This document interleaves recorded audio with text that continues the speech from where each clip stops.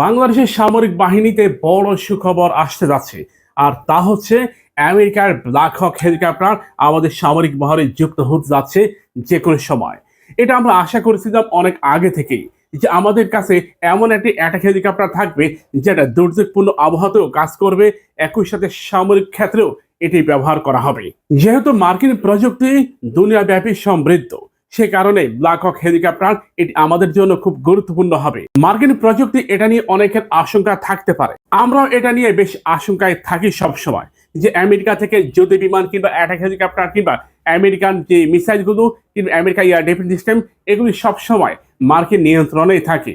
যেহেতু বিশ্বের বহু রাষ্ট্র এই ব্ল্যাক হক হেলিকপ্টার ব্যবহার করে, সেই হিসাবে এটি মোটামুটি নিরাপদ। সবচেয়ে বড় বিষয় হচ্ছে আমাদের এমন একটি প্রযুক্তির প্রয়োজন যেটা আমাদের সীমান্ত কিংবা আমাদের সমুদ্র ক্ষেত্রে বেশ গুরুত্বপূর্ণ ভূমিকা রাখবে। সেই হিসাবে আমাদের বিমান বাহিনীর উচ্চতর কর্মকর্তারা ব্ল্যাক হক হেলিকপ্টারকেই চয়েস করেছে। তবে আমরা মনে করি এর থেকেও বেশি নিরাপদ ছিল T-129 অ্যাটাক হেলিকপ্টার। কোনটা বাংলাদেশ ক্রয় করবে? T-129 অ্যাটাক হেলিকপ্টার এটা তুরস্কের তৈরি, আর ব্ল্যাক হক এটা আমেরিকান তৈরি। তবে T-129 একটু দামে বেশি, আর ব্ল্যাক হক অ্যাটাক হেলিকপ্টার এটা অনেক পুরনো ভার্সন। সেই হিসাবে আমার কাছে নিরাপদ মনে হয়েছিল T-129 অ্যাটাক হেলিকপ্টার। যেহেতু এটা তুর্কিদের তৈরি, সেই হিসাবে আমাদের জন্য মোটামুটি নিরাপদ।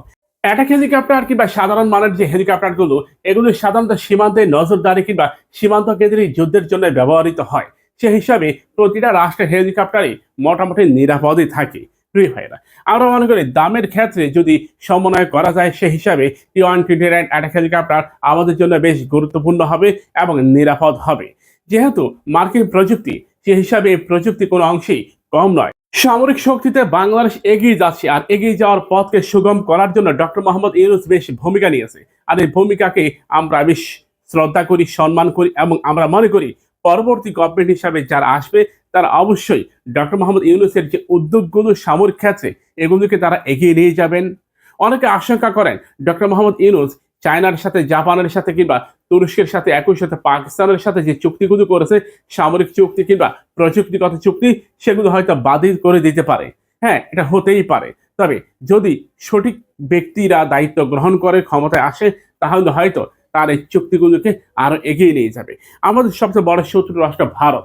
ভারতকে মোকাবেলায় অবশ্যই আমাদের এমন প্রযুক্তির দিকে হাঁটতে হবে যে প্রযুক্তি সত্যি আমাদেরকে একটা নতুন দুর্দান্ত হিসাব তৈরি করে দিবে।